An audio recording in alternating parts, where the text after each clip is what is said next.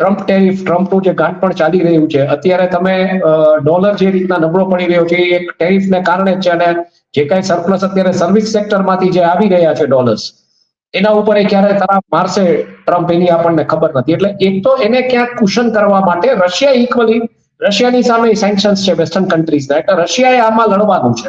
એટલે જે બ્રિક્સની એક ધરી રચાઈ રહી છે, Brazil, Russia, India, China, south Africa, એમાં રશિયા, ઇન્ડિયા અને ચાઇનાને કી ટ્રેડ પાર્ટનર તરીકે જોઈ રહ્યું છે. એમાં કોઈ શંકાને સ્થાન નથી. ને એવા સમયે ચાઇના, જ્યારે પુટિન અહીંયા વિઝિટમાં આવ્યા હોય ત્યારે ચાઇનાએ સ્ટડી કરવામાં કઈ બાકી નથી રાખતું. એ લોકો એમ કે છે કે અરુણાચલ અમારો ભાગ છે, ને એમાં કોઈ નિવેદનો કે આવેદનો ક્યાંયથી આવતા નથી રશિયા તરફથી આવતા કે નથી ભારત તરફથી એ રીતના આવતા.